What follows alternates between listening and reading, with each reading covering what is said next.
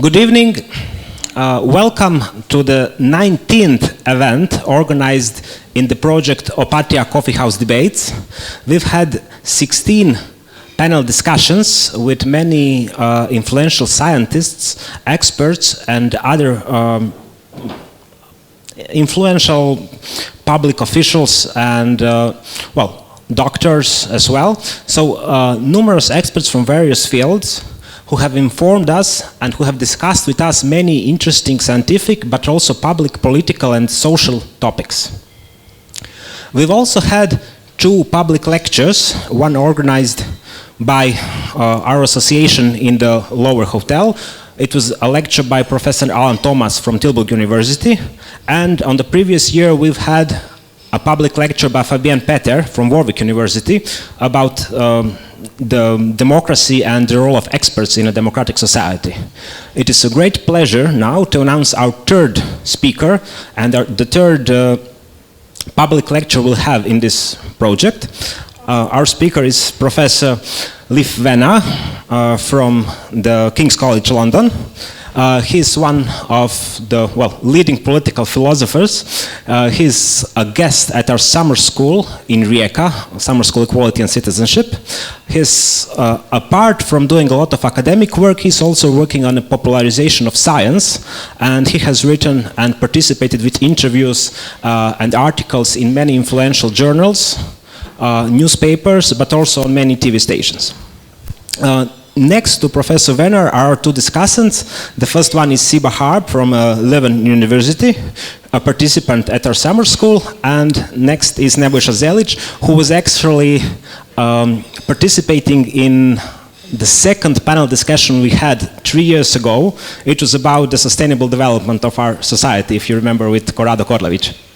So thank you very much all for coming.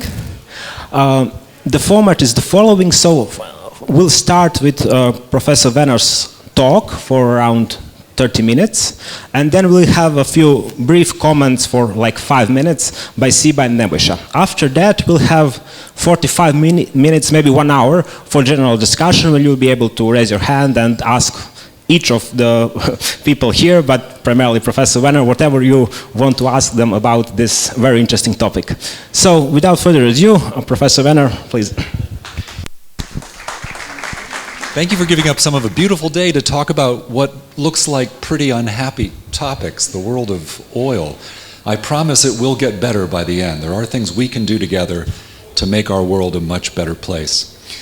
Now, when you think about oil, you think about the very violent and unjust actions that many Western governments have taken towards other countries, especially in the Middle East. Maybe you think of the exploitation of the major oil companies in Africa for many years. And I think that if you and I were to discuss those topics, we would largely agree on the injustices of Western governments and the exploitation of the oil companies. So I don't want to talk about that at first.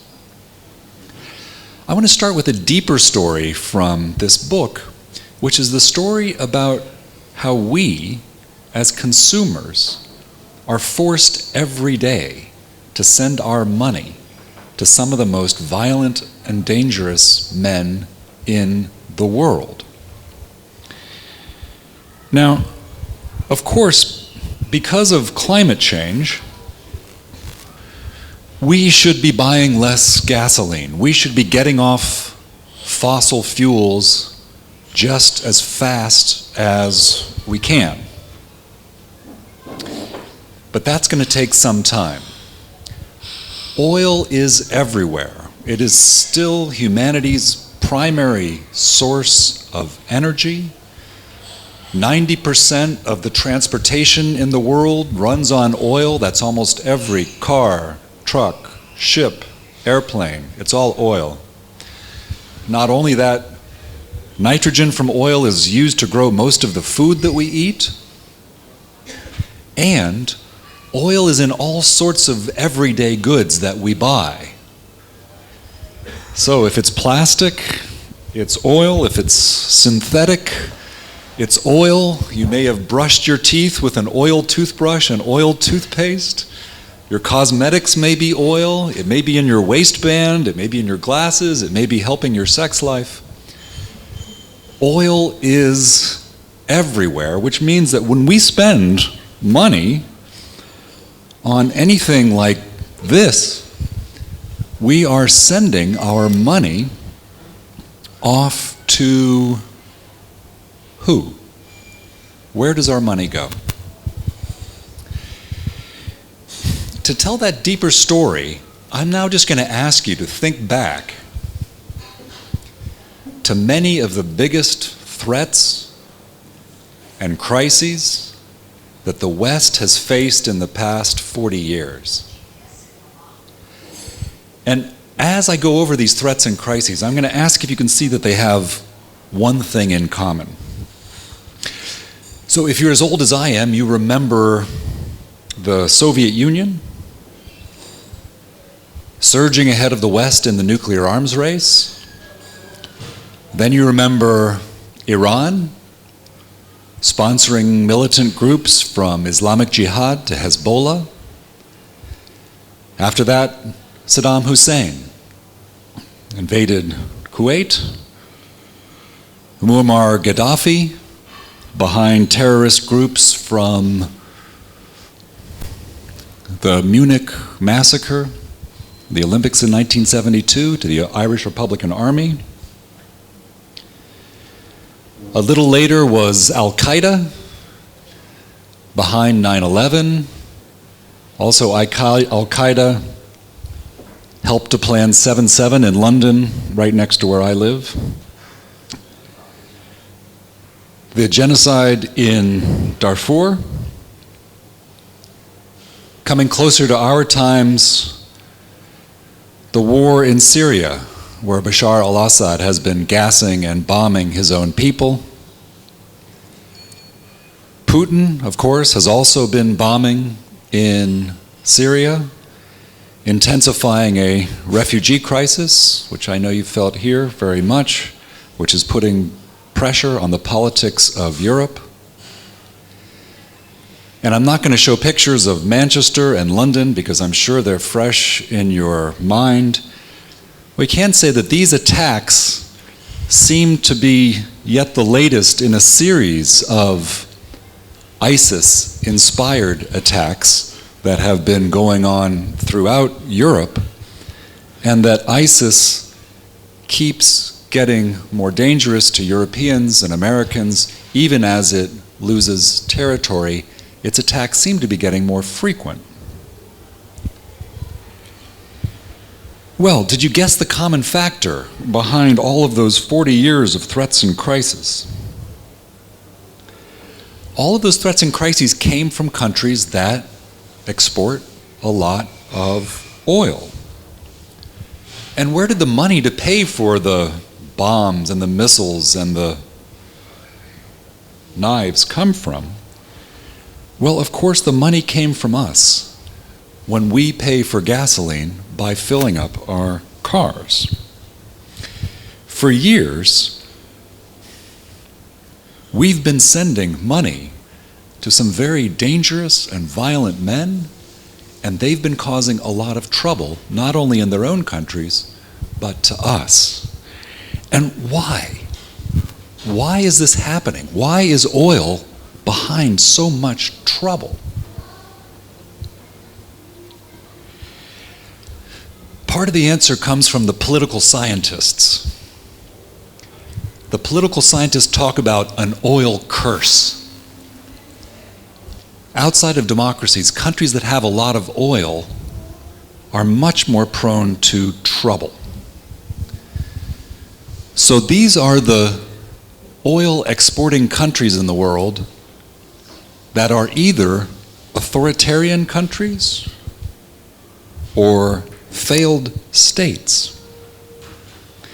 And here you see the world's main artery of oil that runs from Siberia through the Caspian, through the Middle East, into Africa.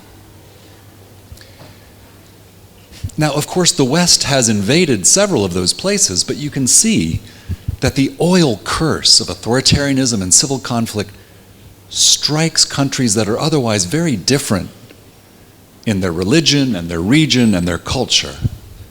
The oil curse is a systematic phenomenon, they tell us. The oil curse, you can see that more and more of the world's civil wars are occurring in oil countries like Syria and Iraq. More and more of the world's authoritarian rulers are in oil countries, from the former Soviet Union through the Middle East into Africa. And it's not just within the country that the problems are going on. Oil countries that have revolutionary leaders like Gaddafi or Saddam are 3 times more likely to attack their neighbors. Why is the oil curse happening? Why does it strike these very different countries? Well, my main message to you is it's a surprise. It's because of a 17th century law left over in global trade that we all take completely for granted because it's been around for so long. This is the law of every country that says it will be legal to buy natural resources from whoever in other countries can control them by force.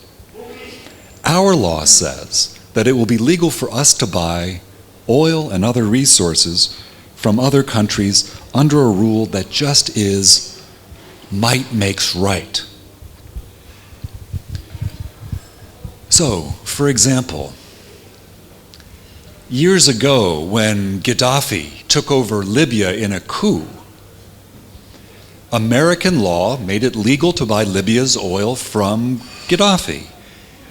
And then years later, during the Arab Spring, when rebels took over some of those same wells, American law made it legal to buy Libya's oil from the rebels.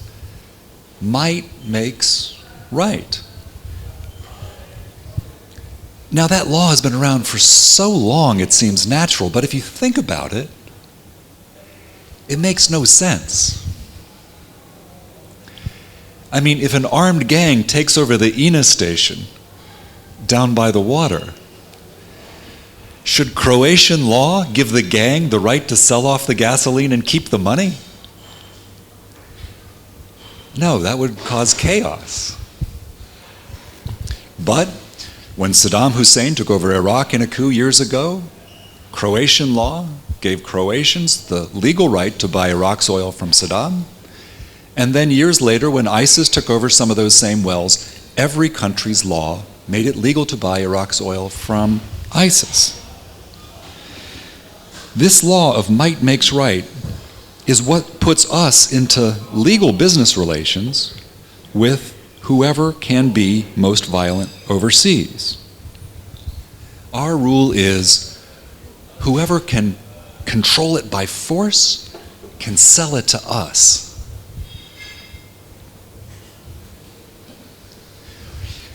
Now, oil is by far the world's largest commodity, so it causes most of the trouble. But our law says might makes right for other natural resources of other countries too.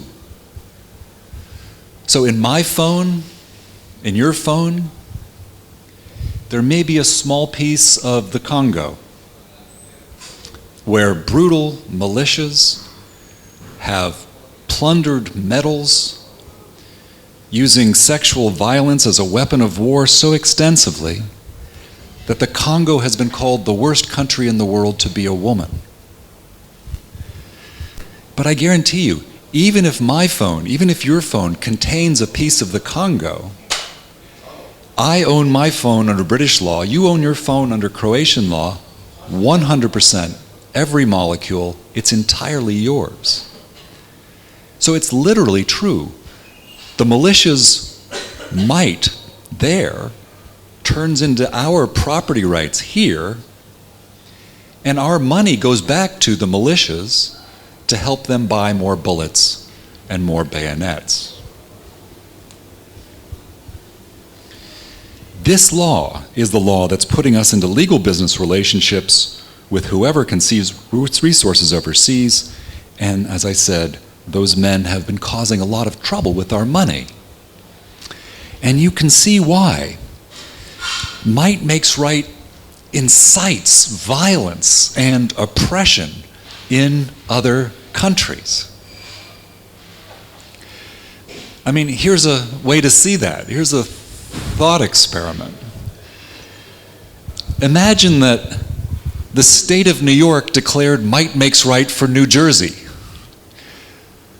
Imagine that the New York legislature passed a law that said any goods that could be seized in New Jersey could be legally sold to New Yorkers, and New York's police and courts would protect those property rights. Well, what do you think New Jersey would look like after a little while? You'd see kingpins, turf wars, syndicates, just the kind of things we see on a much larger scale in other countries, because our law really does say might makes right for the natural resources of other countries. Since might makes right rewards whoever can control oil by force with a lot of money, civil warriors can use that money to start or intensify a civil war, like we saw in Iraq, for example, where the Shia and the Sunni and the Kurds were all selling oil to fund their armies. Since might makes right rewards control of oil with a lot of money, it empowers authoritarian regimes. They get the money to buy the muscle and the loyalty they need to stay in office, like we see in Iran or Russia. Here's the crucial fact about our world. This bad old law of might makes right turns oil into the largest source of unaccountable power in the world, the largest source of absolute power in the world. Because of might makes right, whoever can control these holes in the ground will get a huge funnel of money from the world.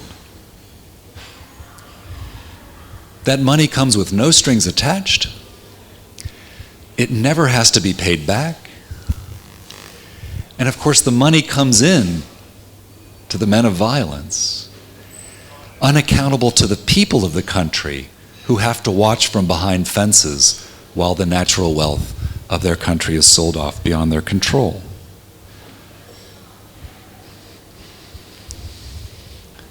Unaccountable power to authoritarians, unaccountable power to civil warriors. And in the hands of the regime in Saudi Arabia, the money from oil has created the most surprising phenomenon in the 21st century, which is the spread of an Islam most appropriate to the 7th century.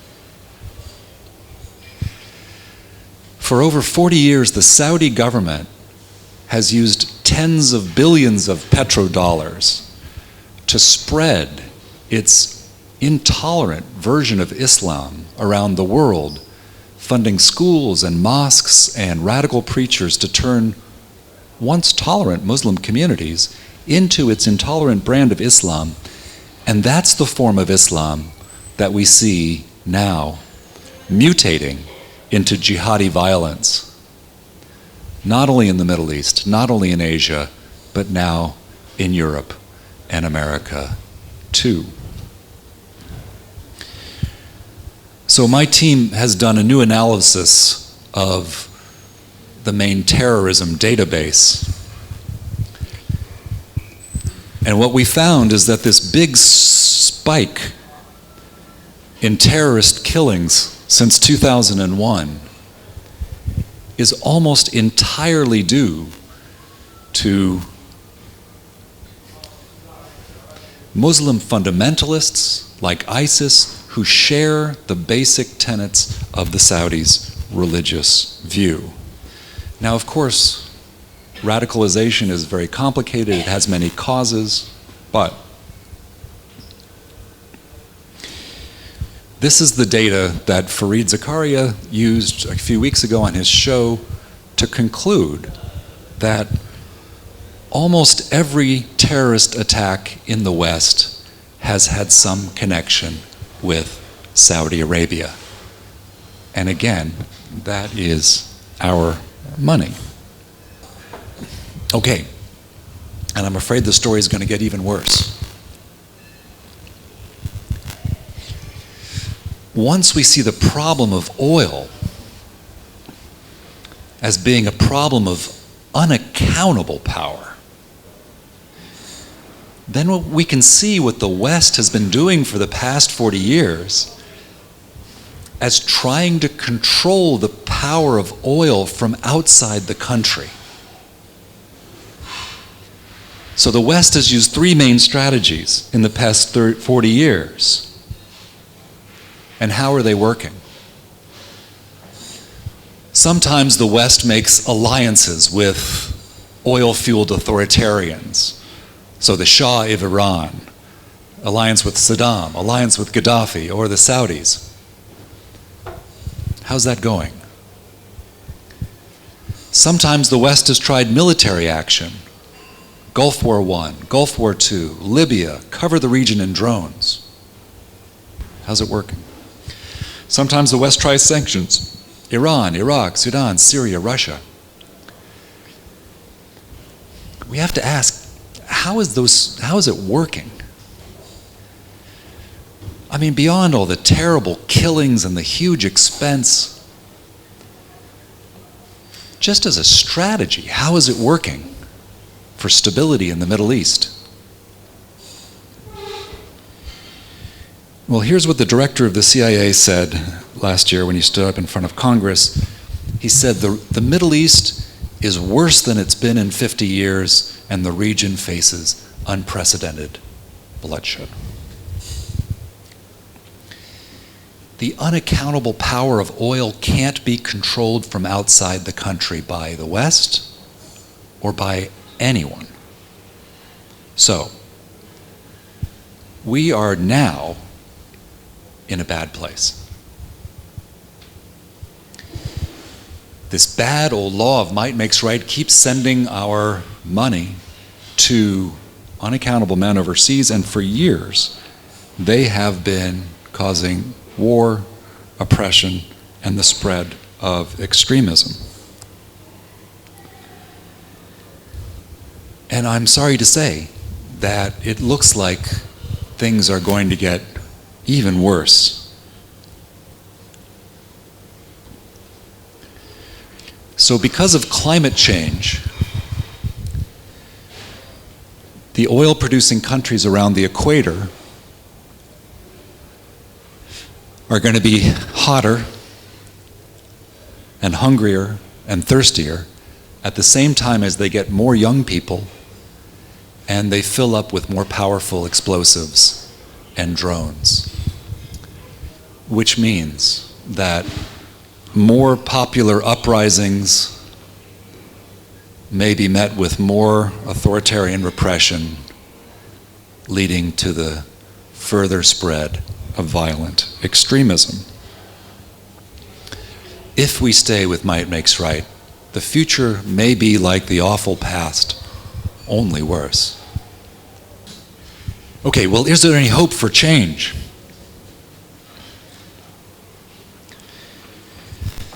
Could we possibly get rid of this bad old rule of might makes right that keeps sending us these impossible threats, these terrible crises?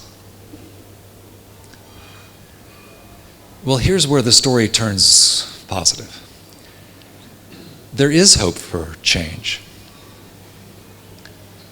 We know that we can abolish might makes right for natural resources because might makes right has been abolished many times before for other things. And to see this, we have to look back a little in history. 300 years ago, might makes right was the world's rule not only for natural resources, but for everything, even for human beings. So 300 years ago, the international rule for Africans was, whoever can seize them by force can sell them to us. And that was the rule under which 12 million Africans were sent across the Atlantic Ocean, where the survivors were legally bought as property in the New World. Back then, might made right for people. Even 100 years ago, might makes right made colonial rule legal. The world's rule was, if one country can dominate another, then it gets the right to rule the other country as the sovereign. Back then, might made right. Even in our times, might makes right made apartheid legal. The world's rule was, if a regime could maintain control over its people, it got the right to maintain racist white rule. Ethnic cleansing, even genocide, used to be allowed by international law because international law was little more than the legitimation of violence. But now look, the good news is all of those things that I've just mentioned are now violations of international law. Slave trade, colonial rule, apartheid, ethnic cleansing, genocide. These are all now illegal. And we've even abolished might makes right for a single natural resource, which is diamonds. If you saw the Leonardo DiCaprio film, Blood Diamond, that was a fictional portrayal of what really happened in Sierra Leone, where these terrible, brutal militias were amputating villagers to get control of the diamonds, which they then sold to us, and we wore them in our rings and our earrings. It used to be legal to buy blood diamonds, but now it's not. Almost every country makes it illegal to buy diamonds that have been plundered by force. Now, you might be thinking, just because we've made all of those things illegal, we haven't magically abolished power. Of course, power is still there. Slaves are sometimes secretly trafficked across borders. Genocide still happens. Some blood diamonds still leak into global trade. But the good news is that over all these years, humanity has turned what used to be totally acceptable practices of violence into widely reviled crimes. And here's where the story begins to turn very optimistic indeed. Because the world is all ready to abolish might makes right for oil. It's all set for it to happen. Because at least at the level of ideas, we have a better rule than might makes right. We have a rule that insists that the power of oil become accountable. And it's nothing other than the rule that a country belongs to its people. A country's resources belong not to power, but to the people, that is, all the citizens of its country. On this principle, the resources of a country start out in the people's hands. And if a government wants to sell them, it must be accountable to the people when it does so. If anyone sells off a country's resources beyond the control of the people, then it's literally stealing the resources of the citizens. Citizens must have the bare bones, basic rights and liberties to be able to figure out what the government is doing and effectively to protest that. Now, the good news is that this principle is widely affirmed. In the book, I just make a list of politicians who stand up and say, the oil belongs to the people. And it's not only Bill Clinton and George Bush and Tony Blair, but the Prime Minister of Australia, the Parliament of Norway, the presidents of Ghana, Mexico, Brazil, even Ayatollah Khamenei stands up and says, the oil belongs to the people. And it's a very natural thing for politicians to say. Because when we take polls in every region of the world, a majority of individuals say that they believe that a country should belong to its people. And the even better news is the treaties are already signed. If you look at the first article of both of the major human rights treaties, it just says, all peoples may, for their own ends, freely dispose of their natural wealth and resources.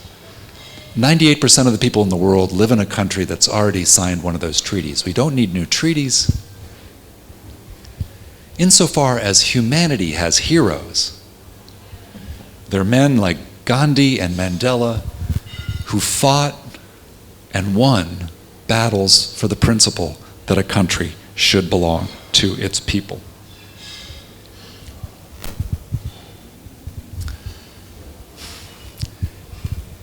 Now look, I'm not just standing here and telling you democracy is great. Democracy is great, but maybe it has problems. Maybe it has problems in the United States. Maybe it has problems in Britain. Maybe it has problems in Croatia. Democracy, we love it and we hate it. My main message is people controlling the oil of their country is the only possible solution to the oil curse. The oil curse is a problem of power. Because we say might makes right, unaccountable power goes to authoritarians and armed groups in all of these countries, and they oppress their people and start civil wars. We can't control the power of oil from outside the country by alliances, invasions, sanctions. It doesn't work. The only possible source of control over the power of oil is the people of the country who live on the ground right there every day. So over the past few years, I've been working on an initiative called Clean Trade, which shows how we can align our own laws with our own principles and say we believe that the resources of every country belong to its people, and we're not going to buy resources from anyone who's not accountable to their own people. Under Clean Trade, we can peacefully, gradually, responsibly taper off imports of oil from any of those countries in red, all of those countries in red where the government is not accountable to the people. With this change, we would say to the government in Saudi Arabia, look, who rules your country is none of our business. But by our own principles, you, government, will get none of our business from oil, for oil, until you become accountable to your own people. Now that reform, where we stop buying authoritarian oil, it's surprisingly economically feasible. I've looked into it. Croatia, UK could stop buying authoritarian oil immediately, and it would cost almost nothing at the gas pump. We just don't need to buy authoritarian oil anymore. We can take a peaceful, principled, responsible stance on the side of the people of other countries That will encourage the democratic reformers in places like the Middle East to take control over their own country, and it will gain us what we need more than anything, more than more weapons, more than more spies.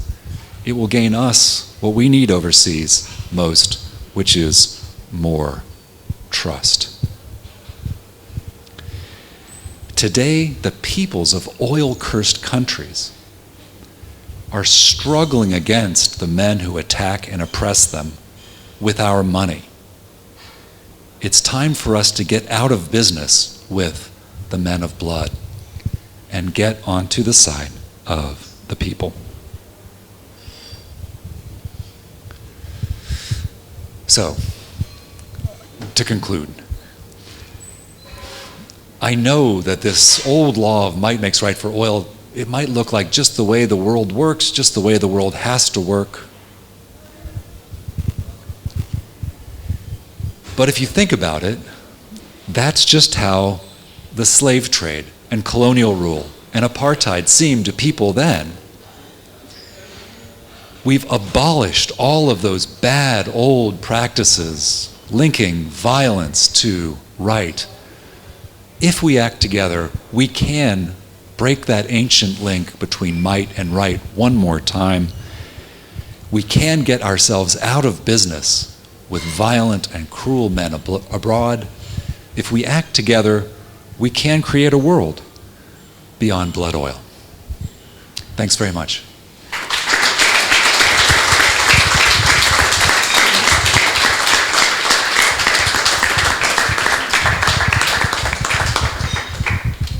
Okay, thank you very much, Professor Wenar. Next we have 5, maybe 10 minutes, but probably 5 minutes, Siba Harb. The mic is probably on, right? Yeah, Okay. it is on. Okay, so thank you very much for the talk. So in the midway through the talk, when you were giving us hope, I was coming very enthusiastic because I come from Lebanon. I was thinking the Middle East, there's hope for the Middle East. But then they're actually about to find oil in Lebanon, and Lebanon passes the democratic test. So I'm thinking we're going to be actually getting all this, so we might actually be in risk of becoming resource cursed because now everyone's going to be buying from us. So now I'm really scared about the oil, about the digging of oil in Lebanon. In any case, it was actually, I mean, I've read parts of the book by Professor Wenar, and it was really refreshing to see a philosophical approach or a philosopher who's engaging with real problems and sort of providing solutions to the problems. Most of the philosophy books you would come about either with a title about poverty or war, you'd read them and then you'd find something about poverty or war that we face in our daily life in the last chapter. And then most of it is about really very outlandish example. And this is not the case with this book. The treatment is really sustained. But at the same time as reading and as listening to the talk, there are lots of questions that come up. And both Nebojša and I would have like some questions probably also to kick the discussion off. So my first question really relates to the problem itself. So is the problem that we are stealing from those people who own the resources, or is the problem the poverty and the destruction? Because if the problem is stealing, then yes, a boycott, not buying the oil might be the solution.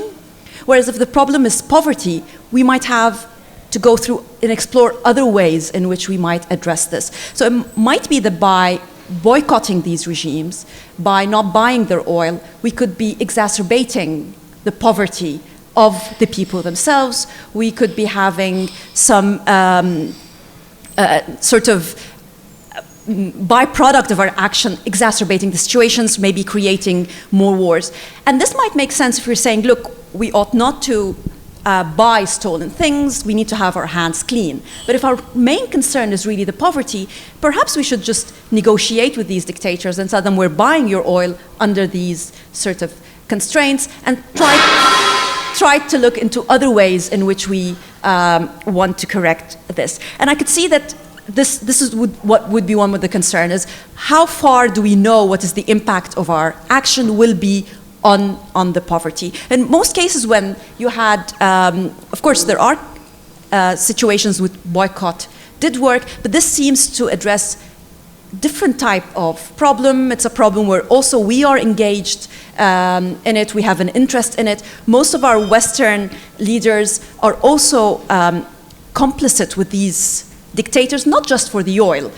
So the complicity with Assad now is also some sort of other political problems than just the oil. So that would be sort of the first concern. The second, which is also related, is really, given the gravity of the problem, how serious it is that we're participating in such terrible outcomes, what we are asked to do seems to be quite minimal. We're just going to buy oil, not from this country, but from another country. Maybe in that other country, there's going to be companies that are exploiting children. So in a way, we're just sort of maybe avoiding one problem, but we might be sort of involved in another problem. So by not buying oil from Iran, but buying it maybe from another country, we would be financing another oil company which exploits children, destroys nature. So these are the other problems.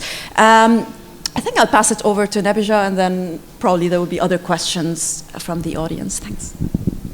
Thank you, Leif, for your talk, and Siba already gave an introduction to the book and to the philosopher actually who gives a solution and not try to complicate things even more. We were laughing before the talk. Actually, I just want to follow actually one question, just following what Siba said that I saw in your presentation now. How different is actually, just a brief remark, and then I will go on certain issues. How different is actually sanction on Iran or Iraq and saying we don't want to buy your oil? So somehow, what is the difference? It seems to me that it was actually Siba's questions, but it came to me also when I was looking at the presentation. And the other thing, the other issue is actually something that you mentioned in your talk, but I just want to press a little bit on it.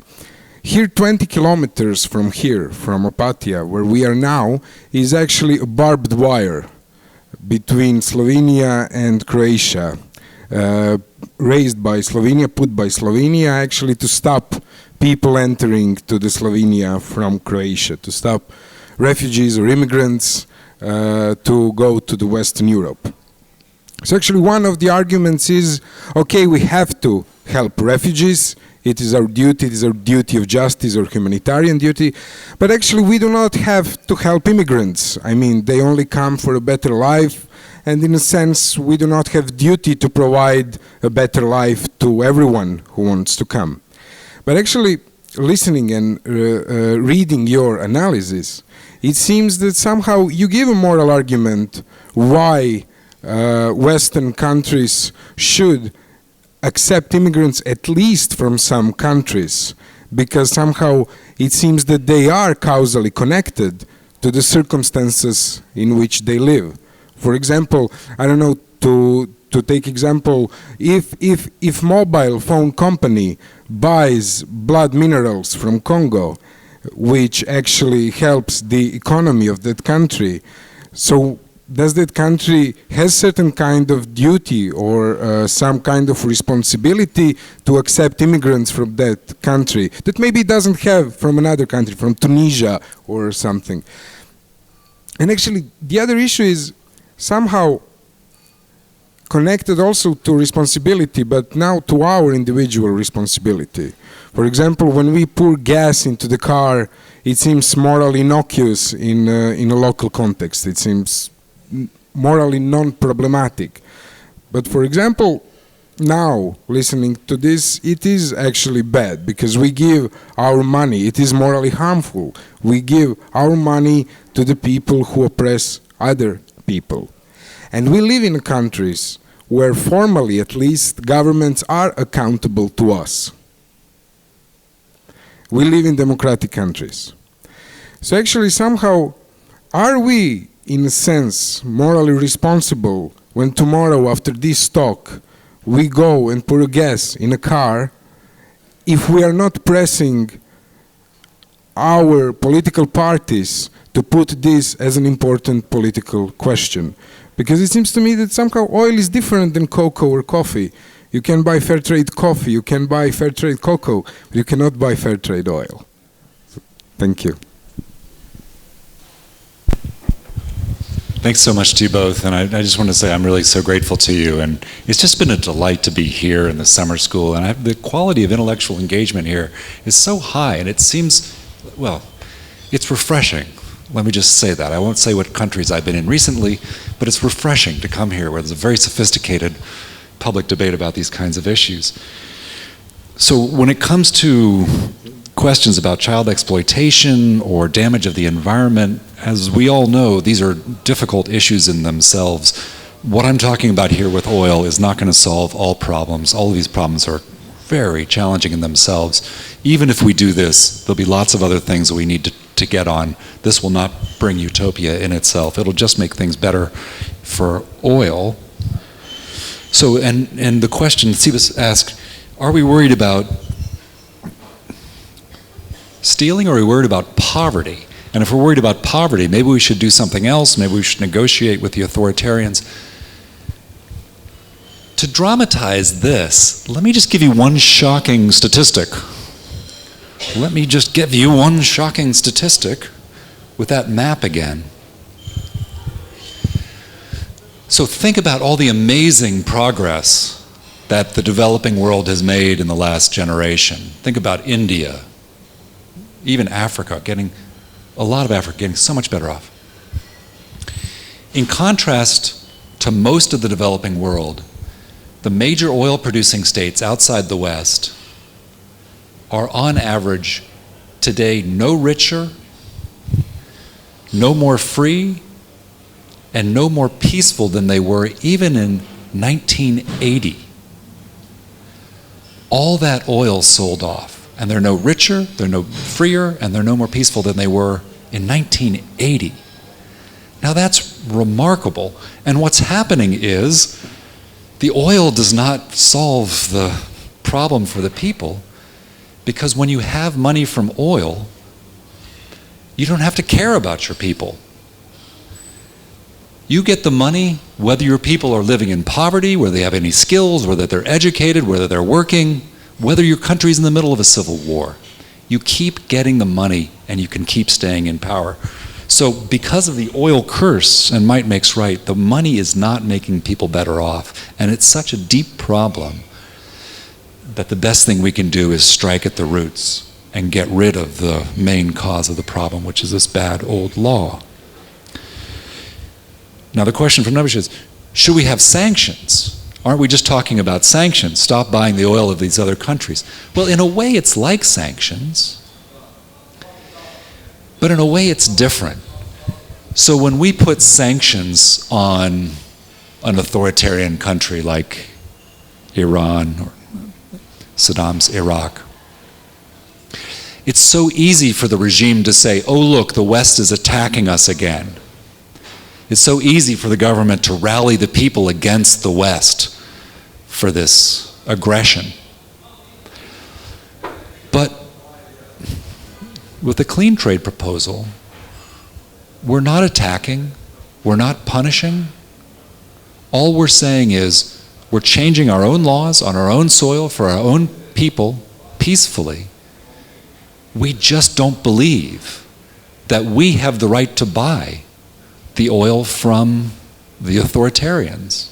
We just don't have the right to buy because we believe that the resources of every country belong to its people. It's going to be so hard to spin that as an attack on the people. We will be on the side of the people. And as I said, especially some Western countries, what we need most is more trust from the people, especially in the Middle East.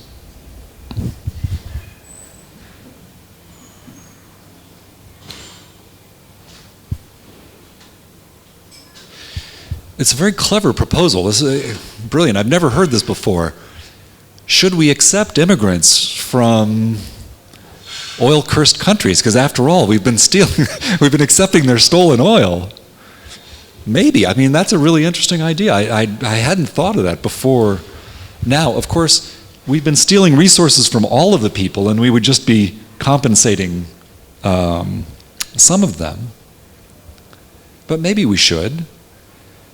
The frustration from your last question is something I often hear, which is, look, Leif, are you really saying that when we fill up with gasoline at an INA station, any gas station, that we are buying stolen goods from these other countries, and that we should feel guilty about it and responsible for it?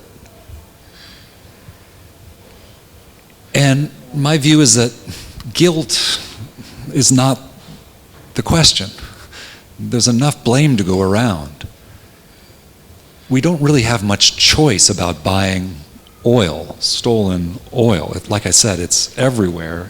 We can't tell where it's coming from.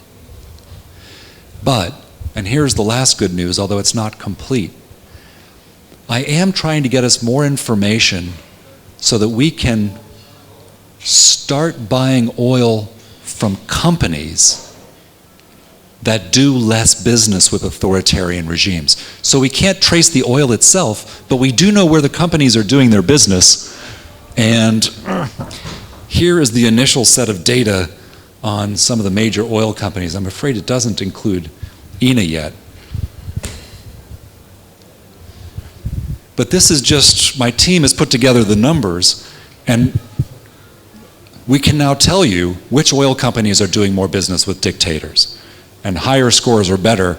So as it turns out, ConocoPhillips does the least business with dictators. The Norwegians are very good. Not a surprise. Brazilians are very good.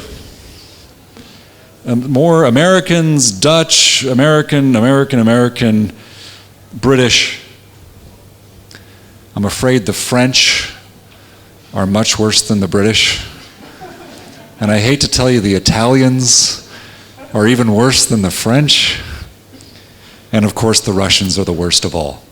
So I hope that I can get you data on all major oil companies. And if we can start going to petrol stations, gasoline stations, run by companies that do less business with authoritarian regimes, then we'll send a signal that we want to get out of business with these autocrats abroad. And that's the kind of thing that companies really do pay attention to. So my hope is that next year I'll be able to get you an app. So you can just press the app and you'll see all the gas stations around you with their clean trade score, and you can go to the one with the best score and send a message on social media to the other companies nearby where you didn't buy gas, and you can tell them, I didn't buy from you because you do more business with dictators.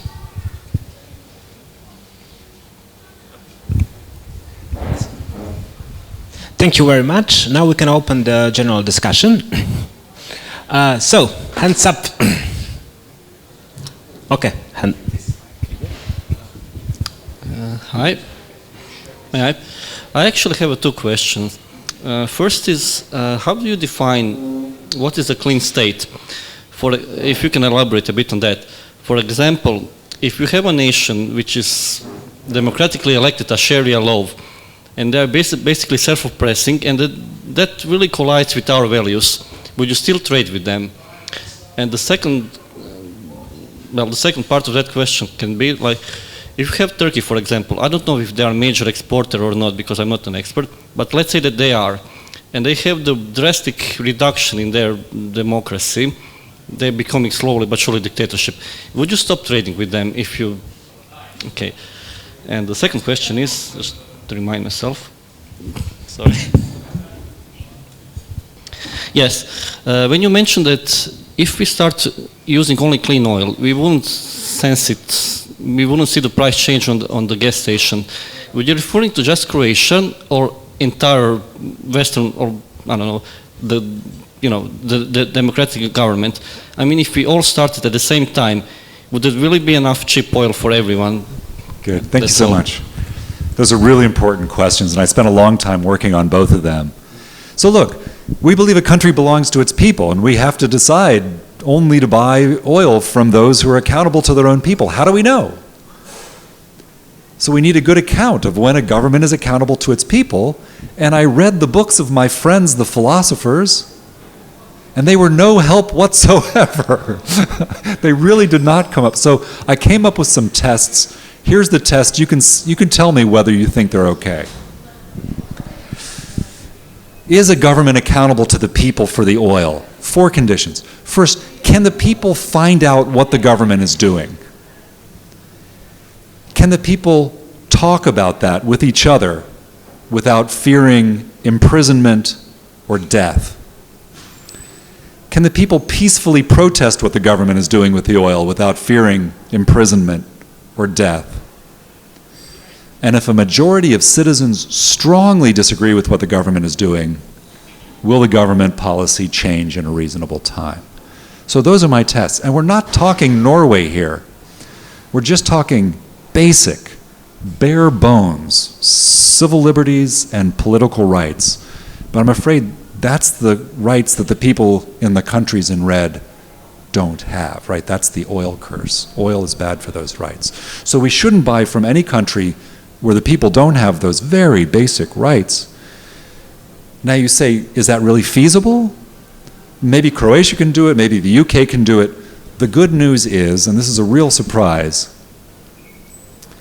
even as we transition away from oil to alternative energies, there's enough oil in the world for the entire West to stop buying authoritarian oil. North America, Europe, Australia, all of them could stop buying authoritarian oil. As it happens, there's now a lot of oil in the world. We just don't need to buy from those guys anymore, and we should stop. Okay, so questions. Okay, I'll send the mic. Thank you very much, Leif. I'm wondering what you think about the potential secondary consequences of such measures being imposed. I'm thinking of the human cost that may arise by let's say blockading or the flow of oil from these countries, because I mean I would imagine that in the long run there may be change in regime and there may be a change in people's lives, but I would assume that the people in the present in the country may suffer dire consequences from the West restricting its access to oil. So maybe in the short term, it may be that people benefit a bit more by us buying their oil than by not buying it. I'm wondering what is your take on this? Thank you. Good, and that's a really important question too. It's true that transitions are tough. Political transitions can be tough. I looked it up. After the American Revolution, after American independence, it took 25 years for the economy to get back to where it was. So transitions can be tough. They don't have to be tough. I mean, think of 1974. Elton John, ABBA were in the charts, but Spain and Portugal were run by authoritarian regimes supported by a highly reactionary religious establishment. And that transition happened relatively peacefully and quickly, and it stabilized almost instantly. So transitions can be tough. Let me say, if we keep on the course we're going, what's going to happen in the Middle East is going to be very tough. Everyone with sense can see that the Middle East is destabilizing. Look at Iraq. Look at Syria. Look at Yemen. Look at this Cold War between Saudi Arabia and Iran, which is now involving the lesser states like Qatar, Turkey. I mean, the place is really straining. And part of it is because we keep sending huge amounts of money, essentially to whoever has the most guns. The only hope for a stable peace in the Middle East is if the governments become more accountable to the people. And I know it sounds optimistic, but just imagine a Middle East where the people are sovereign, minimally, free, with accountability over their governments, and the entire region is at peace. I think it can happen. The only way it can happen is if we get onto the side of the people and stop sending our money to those who are oppressing and attacking the people. Thank you. We have a question here. Hi, I really enjoyed your lecture. It was really eye-opening. But I was thinking, how do you shift the focus of the people in the West?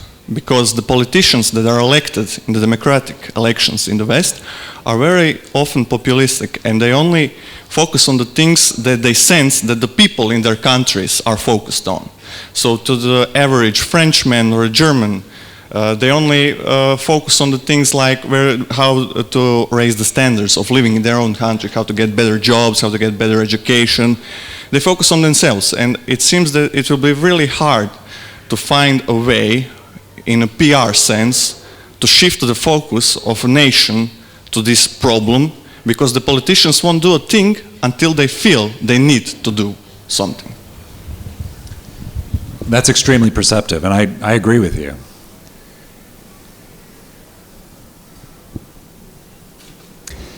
But that's why I started out the presentation with threats and crises. The oil curse is not only bad for people in oil-rich countries. All of that unaccountable power ends up being bad for us. We get Saddam Hussein threatening the world's oil supply overnight. Yeah? We get ISIS springing up out of nowhere, becoming the richest terrorist group in the world by selling $2 million of oil every day. Yeah? The spread of radical extremist Islam by Saudi Arabia for all those years, that's coming home to us.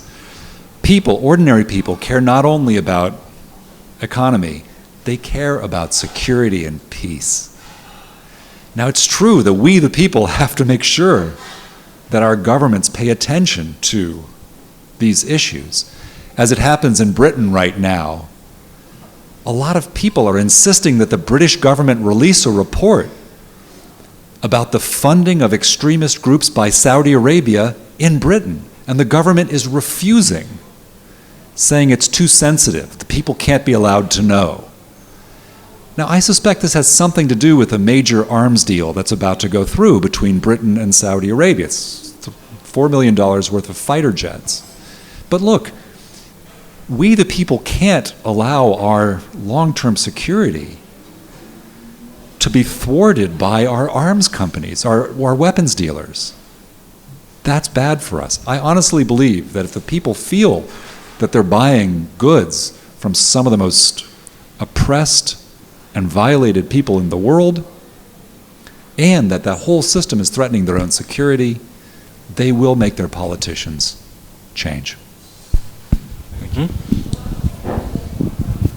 Right. Thank you very much, Professor. My name is Chris, and I'm from Warwick University.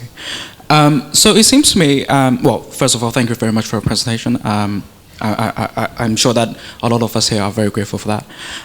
So it seems to me that there might be a double effect that is going on here. So it seems to me that for us, for the ordinary citizens, when we are purchasing gasoline or oil in our ordinary life, suppose that this is a staple good in our life, right?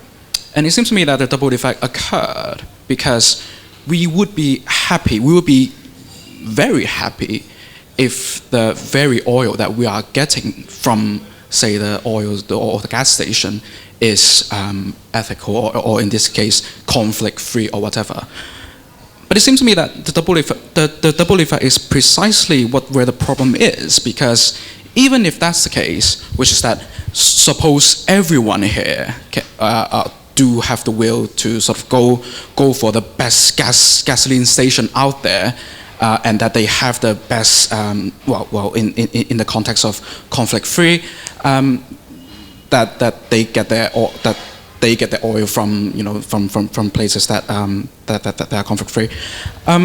It seems to me that the problem still persists because there seems to be an incentive that's going on from the supply side, and from what you are proposing, it seems to me that it might not be enough for us to just focus on the demand side. So it seems to me that you're saying, okay, so everyone should be going for the best, sort of so-called the most ethical gas station there is out there, and I agree, we should perfectly do that, and I think tomorrow everyone from this room should be going for that, right?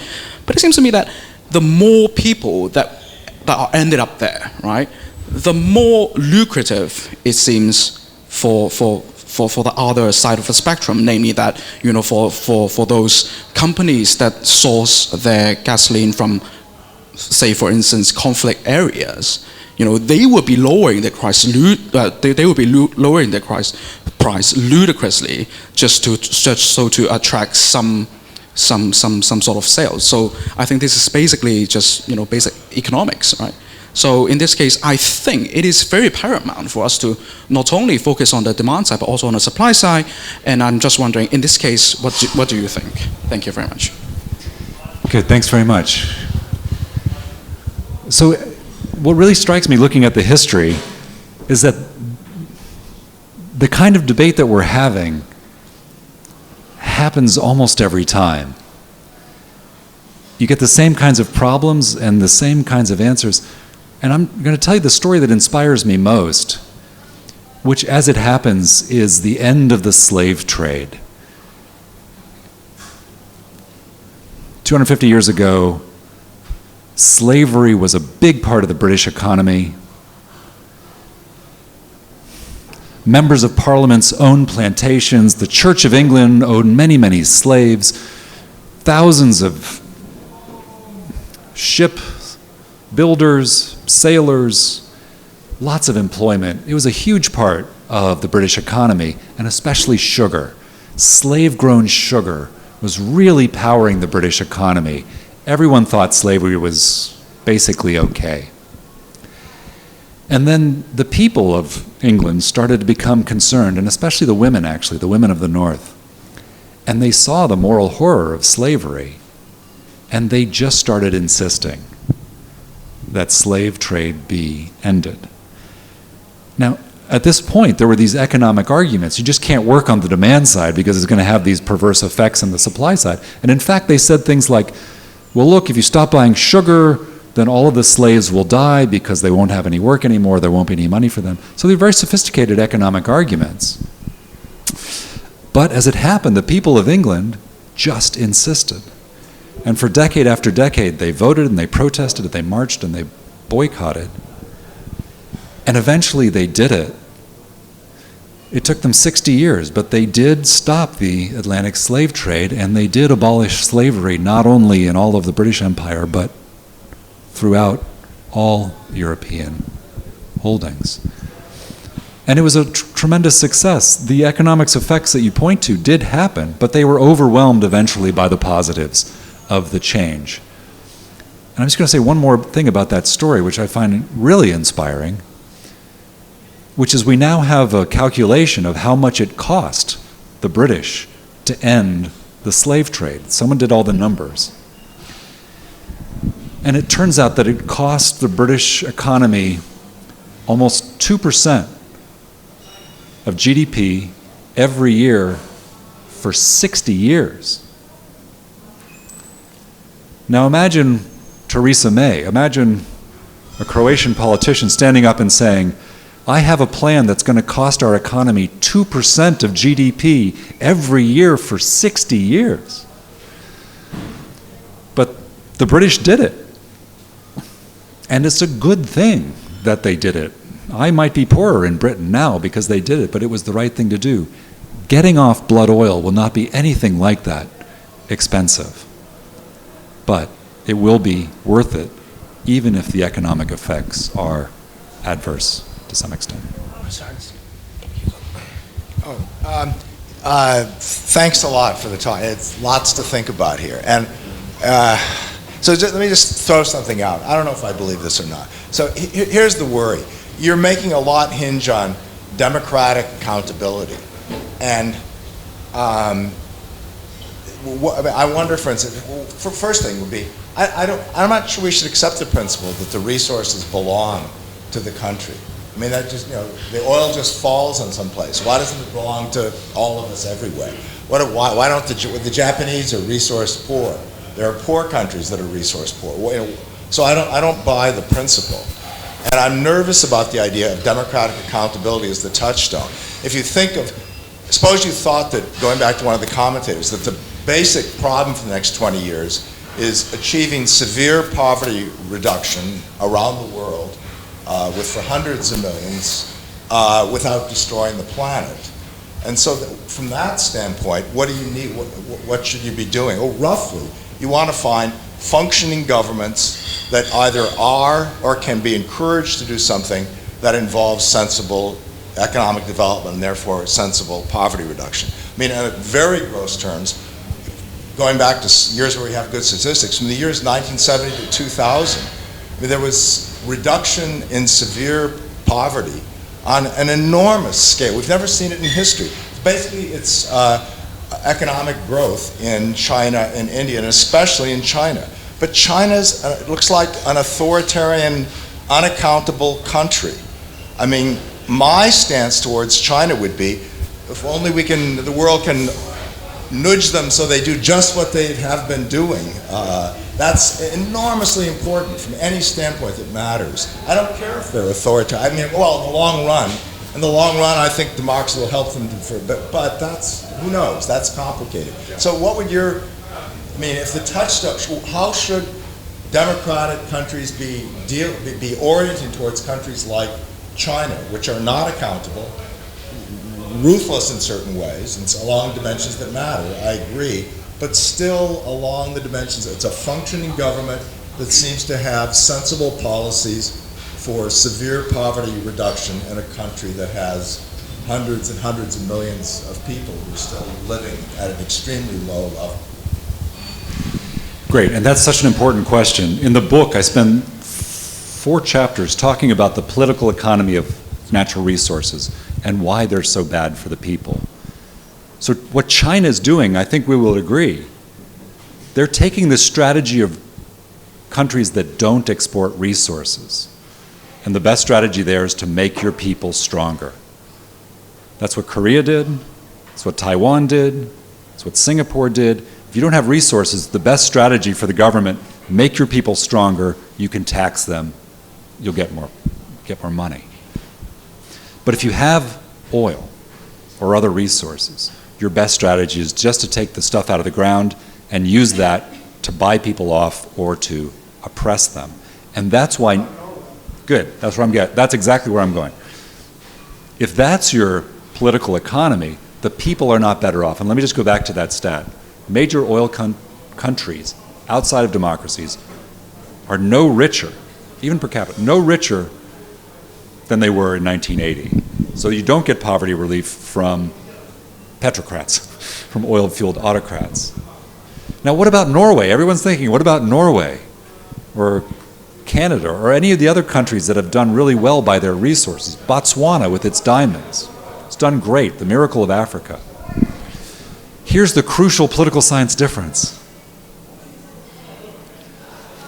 Question is the government accountable to the people when the resource money comes in? In Norway it was. In Canada it was. In Botswana it was. The government was accountable to the people. And if the resource money comes in when the government's accountable to the people, then of course the people force the government to use it for public goods. That's the good case, but it's all because of democratic accountability. The bad case is when the oil money, the resource money comes in when an authoritarian is in power, sustains him in power, or even worse, when the country's in the middle of a civil war where it empowers the armed groups to keep fighting. So you might not buy the principle as a proposition of political theory, but as a simple matter of power, public accountability over the government is the only thing we know that can stop the oil curse. Okay. Okay, something you said about this end of slavery in England actually reminded me on one thing. Namely, you said, okay, that slaves were important because sugar trade was like very strong and influential. But it could be that not only because of change of attitudes of people around this trade stop, but also because sugar started to be less and less important as raw material. So what would you think about development that oil actually is going to become like less and less important, which is actually happening, you know, like in 70s there were these, I don't know, ecological things that, you know, oil is becoming scarcer and scarcer, that will become more and more expensive. What actually happened is vice versa, you know, it's going to be cheaper and cheaper and cheaper, as Julian Simon actually showed some 20, 30 years ago. So in that sense, if oil really starts to be less and less important, for instance, cars are more and more hybrid cars or run on electricity, then of course this would end and help like this oil curse. But on the other hand, some people or peoples could be in trouble, like Arabic countries, you know, because that's the main resource they have, you know. So what do you think about such kind of scenario? So it would be great if oil became less and less important. That's the key. Now, as it happens, that's not really happening very fast. It really isn't. I mean, I'm sad to say this. If you look at the energy supply of the human race, in 1975, fossil fuels as a whole were 88% oil, gas, coal. 88% of our energy. Today, after all of the solar and the wind, and it's 82%. So we're still really dependent on fossil fuels. Now, let me agree so strongly with your general message. The best way to get off blood oil is to get off oil, and we should be doing that just as fast as we can. What's going to happen to the Middle East if we get off oil? Well,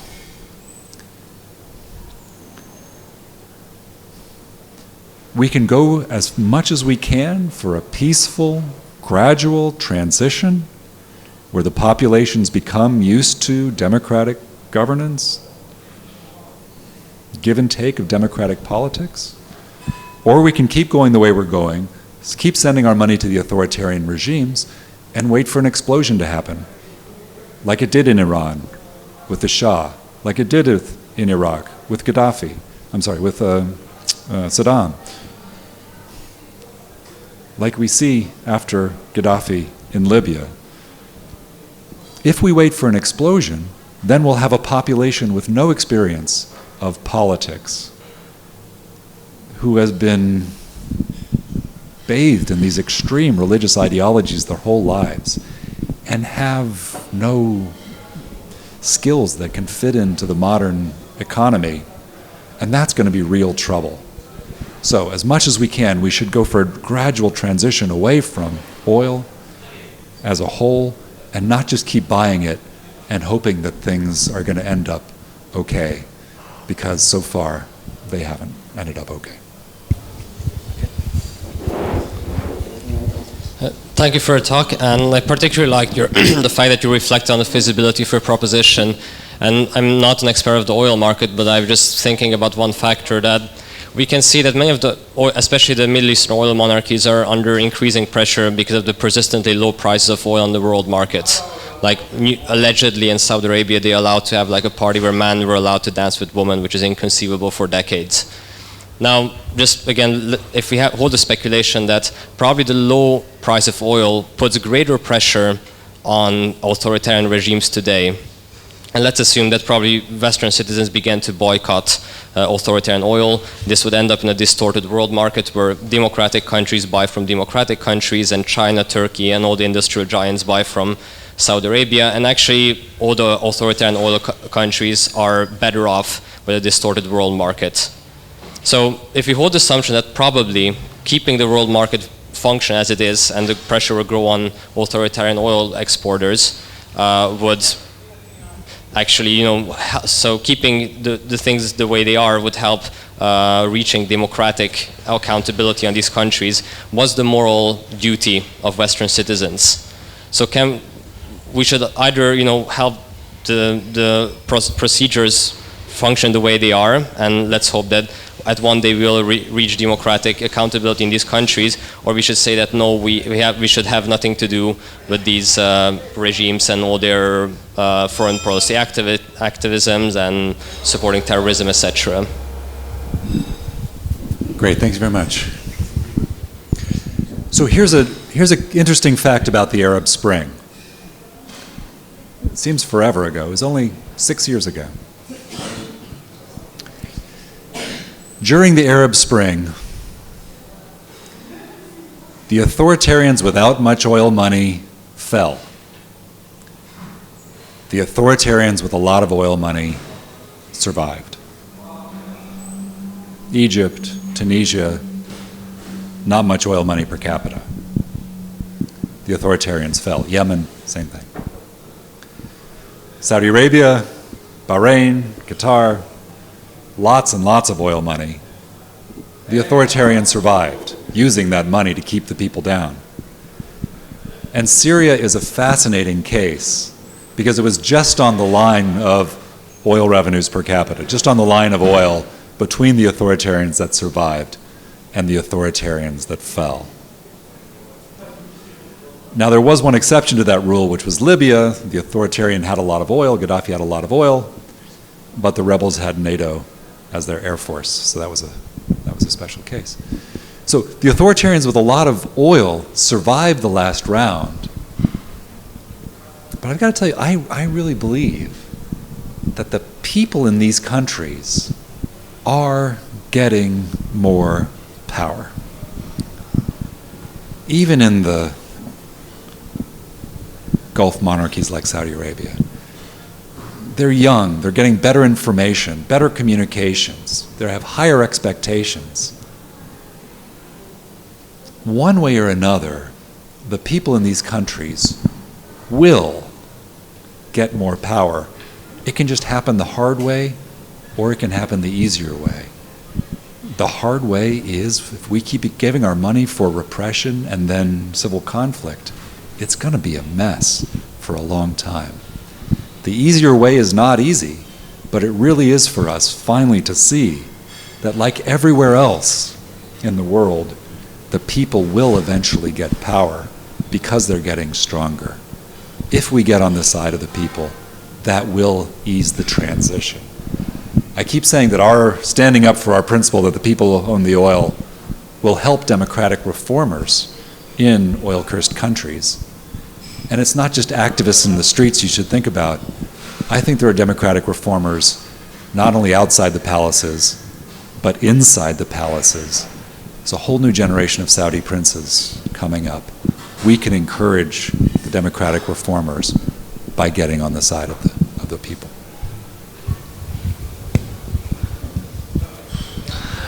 I have a quick question about, I was trying to figure out through the talk whether I could find any relevant moral differences between the story about blood oil as compared to the story about slavery.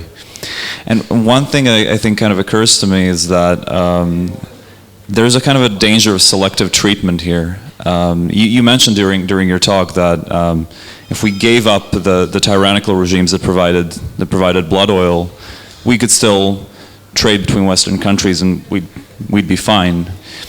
But I guess the danger is that you could sanction or you could boycott these countries, but that only applies if they're fairly weak countries. I mean, as kind of agents on the international market. But it doesn't seem like a method that you could apply to some of the bigger players. So, for example, nobody dreams to boycott Russia's gas nowadays. Or nobody dreams to boycott American oil because they want to criticize their foreign policies in the Middle East. So it seems like something that democratic countries, presumably that they're democratic enough, can apply to non-democratic countries. But whereas when we talked about slavery seems like something that we applied to ourselves, to our internal laws and the way some strata of society treated another strata of society. So that does seem to be a relevant moral difference between some historical situations and the situation with blood oil.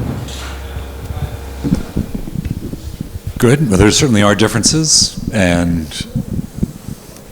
well, let's just talk about Russian oil and gas, which I imagine people think about around these parts. It might seem like there's no choice but to buy Russian oil and gas, but it's not true. So I was talking to Nick Butler, who's a friend who used to be a vice president at BP. He writes the energy column for the Financial Times. And I said, Nick, how long would it take for the West to get off of authoritarian oil? And he said, well, what countries? And I held up a list which was basically the countries in red. And he said, really? You want the West to stop buying oil from Saudi Arabia and gas from Qatar and oil and gas from Russia and Algeria? I said, yeah, how long would that take? How much would it cost? So he went away and thought about it for a while. And he came back and he said, North America, easy, take a matter of months, be almost costless. Continental Europe is the question, because there's a lot of dependence on Russian oil and gas. He thought about it. He thought it would take 3 to 5 years and tens of billions of euros for continental Europe to stop buying all Russian oil and gas. Norway steps out production, the pipelines go back and forth. It's all technical stuff. Now, 3 to 5 years, tens of billions of euros, it's not nothing. But if you put it into the context of military expenditure, then it's definitely feasible. Yeah? And we would only be buying from countries where the government is accountable to the people, right? And that we would be applying our own principle to ourselves. It might not seem great in all of our countries, but my 4 conditions, our countries do pass that. So it's feasible, it's economically feasible for us to stop buying authoritarian oil, even from Russia. And let me just say, Russia would only have to be as well governed as it was in 2004 for it to count as non-authoritarian on these metrics. So it's not a miracle that we're looking for in Russia even. So the best thing for us to do is to stand by our own principles. Economically, it's not that costly. The problem, as usual, is the politics. The problem really is going to our old friends or enemies or frenemies or whatever Russia is and saying, look, we don't think we have the right to buy from you anymore. We'll only buy from you when you're more accountable to your own people. Yeah. So first, thank you very much for the excellent presentation.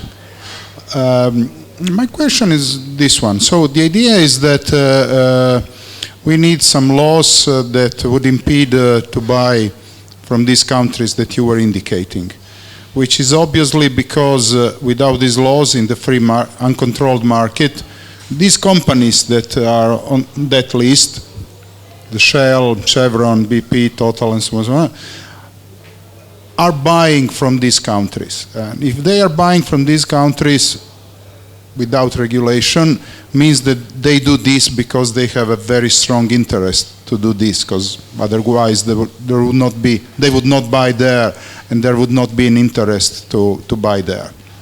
Now, I'm afraid that these are very powerful companies in our countries. That is that in the actual systems, it's very difficult to legislate against them, like in many other fields. And we see progressively increasing social inequalities and decreasing the rights of the middle and lower classes. And thus my idea is that they have this very strong influence, and that it's very difficult in the actual system that permits in our countries the existence of such powerful companies, so influential on the political system in our countries, that is very difficult to legislate against them. So my hypothesis is Rawlsian, in the sense that wouldn't be the primary target, not the idea legislate against having economic relationship with these countries, because it seems to me that in the moment when these companies have strong interest to have these economic relations, and these companies are so powerful in our countries, it seems to me utopian. And then instead of directing the energies in that direction, I would propose to direct our energies to something that is still utopian, something like property owning democracy. That is that there is an impasse from which is very difficult to go out before we don't change something very seriously in our countries against the social inequalities, and which result in inequalities in political power at that moment, right, at the present moment. Thank you so much, and I'm all for that. And Elvio and I are two old Rawlsians. We agree about everything when it comes to, look, we have to reduce social and economic inequalities in our countries, and I totally agree with you. We just have to reduce the power of large corporations on our politics. It's hard, but we really have to strive to do that.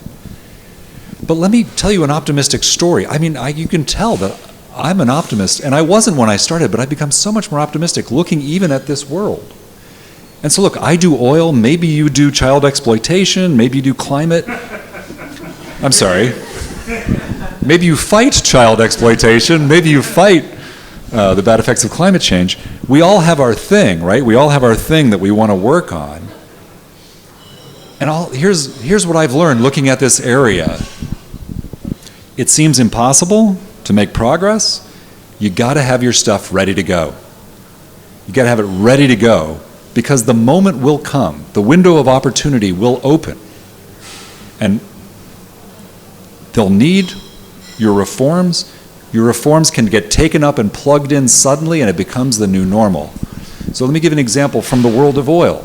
You're absolutely right. The oil companies are very strong, especially in American politics, hugely influential. But some activists saw that oil was causing all these problems in all of these countries, and they just were determined that oil companies would have to be minimally transparent. Oil companies would have to just tell the world how much money they were giving to governments for the oil. They didn't. Totally opaque. But these activists saw that this opaque system was preventing the people of the country from figuring out what's going on with their oil. So the activists had this dream, and in America they convinced 2 senators. And the senators saw the problem and the oil curse and the extremism and the war, and the senators introduced a bill that said all American oil companies must be transparent about how much money they're giving other governments for the oil. And the bill got nowhere. It didn't even get out of committee because oil was so strong. Oil industry killed it instantly. But then the moment of opportunity came. And as it happened randomly, it was that huge oil spill. Do you remember that in the Gulf of Mexico, the BP, the thing blew up, Deepwater Horizon, thank you. So Deepwater Horizon blew up. During that summer of 2010, Big Oil could not get their phone calls returned in Washington. They were absolutely toxic. They had no political power. During that summer, the activists with their 2 senators reintroduced that transparency legislation, and at 11:59 p.m. on the last day, it became part of the huge Dodd-Frank financial reform law. So it became the law of the United States. We need to blow up the platform. So we need to blow up more platforms. The encouraging thing about this story is when one country moves first, other countries follow. So when America passed this law requiring oil companies to be transparent, Norway did the same, Ireland did this, the European Union did the same, Canada did the same. Now every major North Atlantic country makes it a requirement that their oil companies be transparent about this basic thing. How much money are you giving to foreign governments? We didn't think we were going to get that reform for 20 years. But the activists had their stuff ready to go, and the window opened, and it was plugged in and that was a great success. So it might seem utopian, but it's a realistic utopia. Okay, we have time for one more question. And that's the final one. Sorry, so this is going to sound as a provocation, and probably it is. Something that I was wondering is probably also from the comparison with the slavery case, is that you've been talking about natural resources mostly. And I was wondering what's special about natural resources. I mean, there seems to be also a case of a cheap labor curse that affects some countries, especially in Asia. And if there is, do you think that the solution would be the same?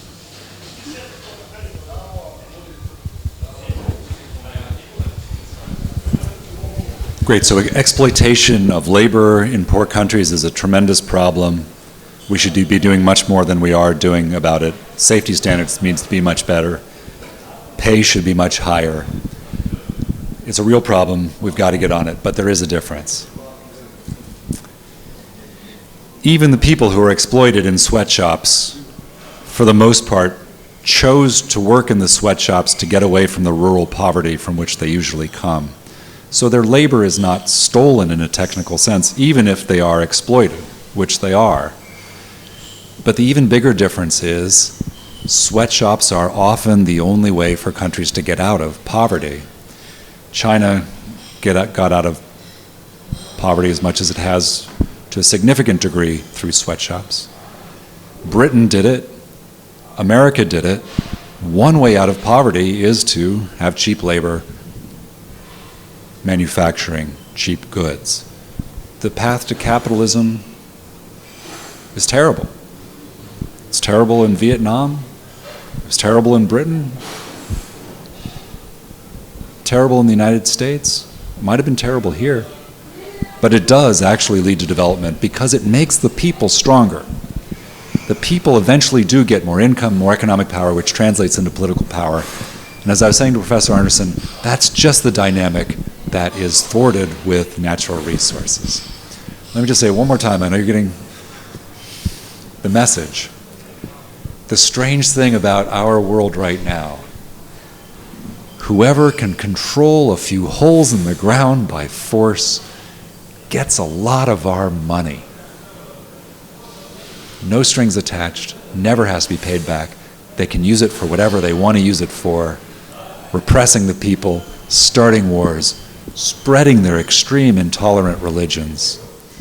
Natural resources are a huge source, the biggest source of unaccountable power in our world. And that's what we can hope to change by changing our own laws so they align with our own principles, that a country should belong not to the powerful, but to the people.